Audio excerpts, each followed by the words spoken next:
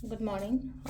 Ngasigi karti message yung minarase ngasi se ko ngasi se sabon se numit ahambada sabon se gi number se number 25 leire aduga kaladana hangapan gumba kai gumba du minus se na be na be ko sabon se numit ki oina haraga de aduga sabon se numit tawba ya ba khotpa ya ba kai na ga haraga de se lai se koi gi sabon se numit se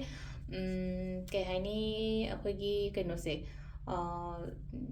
yellow machugi dress kumba kai gumba setpa dagi chaba thakpa khotpa ama malai na ko cheng su matam da haidi hangapan machugi chaba ya ba pot kumba kai gumba dumaina hapa adu dum malai ko aduga yaringe haidi ko kumba lubi gano aduga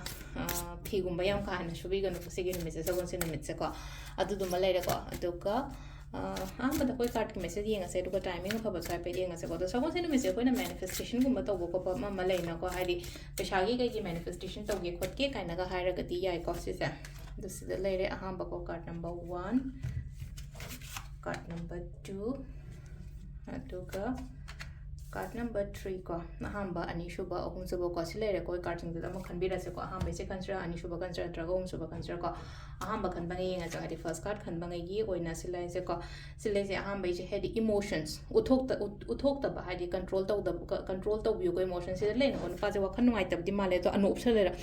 sela ga di mi se khang de ta na ko ai se wak ai mit to da yeng matam da khang de na hadi sub black sunglasses kumba kai gumba ba matam da hadi mi do na phaba ngam de na ai do kapira na traga hadi ai kamai toroga karma mong da lege ko ke haduna silai se haidi emotions control to balance to haibane basida haise ko ado silai na ko yaraga di yum da gi jo khatang mapan gumba kai gumba thokpiu ko ngasi se sesena ko gi ahamba card khan bangai gi oina ore ko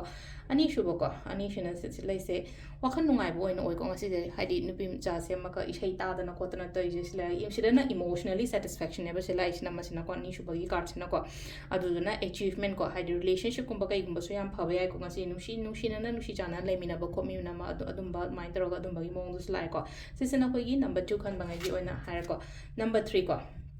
number 3 sin anova thaba inkang anova ideas kumba kai kumba da maina thaba inkang kumba to bion ha ko se fresh idea new ideas kai ka le ba khol anova keno ma haita ai keno ma thaba am to matam ai sima jo hapchan ge sima jo keno ma to ge khot ke maina khalla ga di adu dum to bi ba ko adu si sina ko gi card ki message le ko timing le ki pung mari ma khai de gi na taru ka minute tara phang le re aduga amana ayuk se mapan ga minute kuntra ma thoi de na pung da nundhin gi pung ani ga minute kuntra ma thoi phang le re ko adagi mari ga minute trama thoi de na pung nipan ga minute kuntra ma thoi phang le re ko aduga ahingi na trama thoi ga minute tara de na baro ga makhai phang le re aduga atheng bagi na amaga minute yang khai de na next day nongalam dai gi mari makhai phang le ko sisina koi gi ngasi ki oina afaba timing ko hari sida le re koi gi sagon se numit ki card ki message se ma'am thank you